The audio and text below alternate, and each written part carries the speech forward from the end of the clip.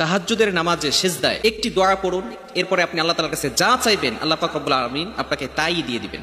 তাহাজ্জুদের নামাজের সময় সিজদায় যখন আপনি যাবেন সুবহান রাব্বিয়াল আলা, সুবহান রাব্বিয়াল আলা, সুবহান রাব্বিয়াল আলা, এটা পড়ার পরে ছোট্ট একটি দোয়া পড়ুন, একেবারে সহজ একটি দোয়া। এই দোয়াটা যদি আপনি পড়েন, এরপরে আপনি আল্লাহ তাআলার কাছে যা চাইবেন আল্লাহ পাক রব্বুল আলামিন তাই আপনাকে দান করবেন।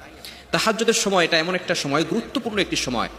মুয়াজ্জিন মানুষদেরকে নামাজের জন্য ডাকে 24 আওয়ার্স, 24 ঘন্টার ভিতরে 5 বেলা মুয়াজ্জিন মানুষকে নামাজের জন্য ডাকে। মুয়াজ্জিন ডাকে হাইয়া আলাস সালাহ, কাম টু দ্য কল্যাণ, হাইয়া আলাল ফালাহ, কাম টু দ্য সাকসেস, সফলতার দিকে আসো, কল্যাণের দিকে আসো। আমরা সফলতা অর্জন করতে চাই, মুয়াজ্জিন আমাদেরকে ডাকতে থাকে, কিন্তু আমরা সেই নামাজে যাই না। মুয়াজ্জিন 5 বার দৈনিক মানুষকে নামাজের জন্য ডাকে, কিন্তু এমন একটা সময় আছে যে সময়টা স্বয়ং আল্লাহ পাক রব্বুল আলামিন প্রথম আসমানে এসে বান্দাদেরকে ডাকতে থাকে, সুবহানাল্লাহ। সেটাই হচ্ছে তাহাজ্জুদের সময়। এই শেষ রাতে আল্লাহ পাক রব্বুল আলামিন প্রথম আসমানে আসেন। আল্লাহ পাক রব্বুল আলামিন প্রথম আসমানে এসে বান্দাদেরকে ডাকতে থাকেন, ও আমার বান্দারা, আলা মিন মুস্তাগফিরিন ফাস্তাগফিরুল্লাহ, কে আছো গুনাহ করেছো, গুনার বোঝা মাথায় নিয়ে বসে আছো, আমি আল্লাহর কাছে গুনাহের মাফ চাও, আমি আল্লাহ তোমাদের সকল গুনাহ খাতাগুলো মাফ করে দিব। কে আছো রিজিকের অভাব, কে আছো টেনশনে আছো, দুশ্চিন্তায় আছো, বালা মুসিবতে আছো, বিপদের ভিতরে আছো, আমি আল্লাহর কাছে সাহায্য চাও, আমি আল্লাহ তোমাদেরকে সকল প্রকার দুশ্চিন্তা থেকে মুক্ত করে দিব। টাকা পয়সার দরকার হলে আল্লাহ তাআলার কাছে চান, আল্লাহ পাক রব্বুল আলামিন ব্যবস্থা করে দিবেন। এই জন্য সব সময় চিন্তা করতে হবে আমি যার কাছেই চাবো তিনি কে, একমাত্র আল্লাহ।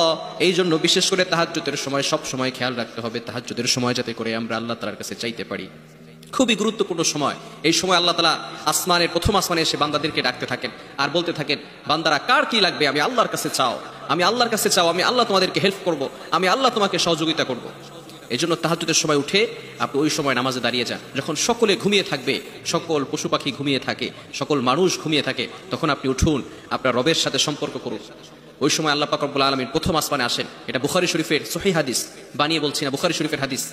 নবীজি সাল্লাল্লাহু আলাইহি ওয়াসাল্লাম বলেছেন, আল্লাহ পাক রব্বুল আলামিন শেষ রাতে প্রথম আসমানে এসে বান্দাদেরকে ডাকতে থাকে। এই জন্য তাহাজ্জুদের সময় উঠে আল্লাহ তাআলার কাছে চান। আপনি যদি নফল নামাজে, এই যে দোয়াটা এটা ফরজ নামাজে বলা যাবে না, নফল নামাজে বিশেষ করে তাহাজ্জুদের সময় যদি আপনি সিজদায় সুবহান রাব্বিয়াল আলা, সুবহান রাব্বিয়াল আলা, সুবহান রাব্বিয়াল আলা, এরপরে আপনি ছোট্ট একটি দোয়া পড়েন। এই দোয়াটি আল্লাহ পাক রব্বুল আলামিন নিজে শিক্ষা দিয়েছেন পবিত্র কোরআনের একটি আয়াত। সেই আয়াতটি হচ্ছে, রব্বানা আতিনা ফিদ দুনিয়া হাসানা ওয়া ফিল আখিরাতি হাসানা ওয়া কিনা আযাবান নার। এই দোয়াটা করে আপনি আল্লাহ তাআলার কাছে যা চাইবেন আল্লাহ পাক রব্বুল আলামিন আপনাকে সব কিছুর ব্যবস্থা করে দিবেন। এজন্য এই যে দোয়াটা খুবই গুরুত্বপূর্ণ একটি দোয়া। আপনি দুনিয়া এবং আখিরাত উভয় জগতের কল্যাণ আপনি আল্লাহ তাআলার কাছে চাইলেন এবং আপনি জাহান্নাম থেকে মুক্তি চাইলেন। যদি কেউ উভয় জগতের কল্যাণ পেয়ে যায়, আল্লাহ পাক রব্বুল আলামিনের কল্যাণ যদি সে পেয়ে যায়, তাহলে সে আর কখনো বিপদে পড়বে না, সে আর বালা মুসিবতে পড়বে না।